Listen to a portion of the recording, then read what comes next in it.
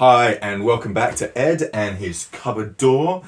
This is for Chris and his request about giving feedback when it's difficult or you're finding yourself a bit frustrated. So there's two things I want to talk about with it. One is the fallacies to think about when you're approaching feedback, and one is the C.A.R model on how to deliver feedback. So let me tell you a little bit about what's really important with feedback is how we approach it and some of the challenges that we have when we think we're trying to do the right thing with feedback. And there are two fallacies, I believe, that get in people's way when they're giving feedback. The first of that is that they think that it's also an opportunity to teach the person. Now, that's understandable when we see lots of frustration coming out of either them or ourselves. They're not doing a good job. The company is performing badly. The team is suffering. We want it to change. We want it to change now. So we get a bit frustrated and we want them to learn. Problem with that is that we try to do too many things at once. And feedback is the stage before they decide, ultimately, if they're worth keeping, to learn and get better. But the first thing they need to do is raise their awareness.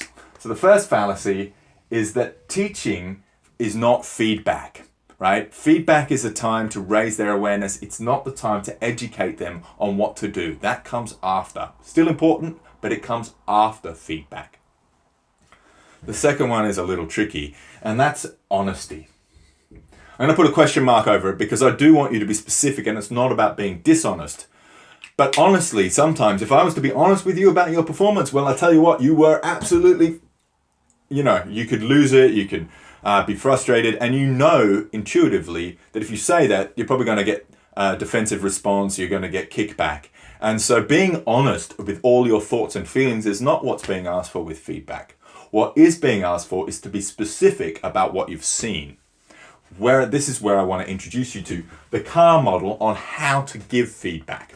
So in the C.A.R model, you'll notice it's context, the situation where the events arise, and there's always a context that's given rise to some issues. The action is what this person specifically did in that situation, in that context. And the result is what happened as a result of that behavior or that action. Importantly, you'll notice two question marks after actions and result, because you can always ask them first, indeed I would recommend it, what they thought they did and what they thought the result of those actions were. So you can lead by asking them. But there'll also come a time where you need to share it.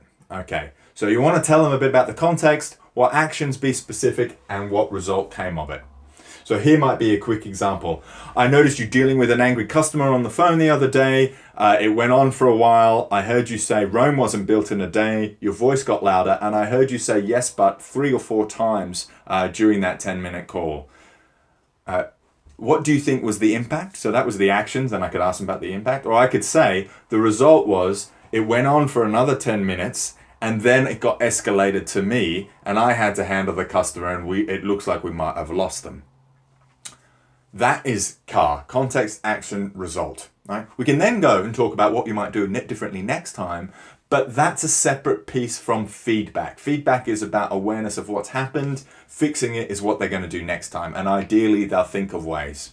Okay, so that's it. The fallacies of feedback, don't try and teach them. Be careful of being honest, and use the C.A.R model to help you deliver those difficult messages and be specific about the actions that the person has done, and let them know what you saw so that you can talk about the results that happened as a result of that, or as an impact of that.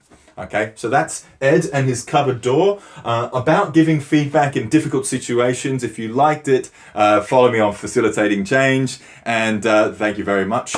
Hope it's useful. Of course, give me your feedback. Thank you.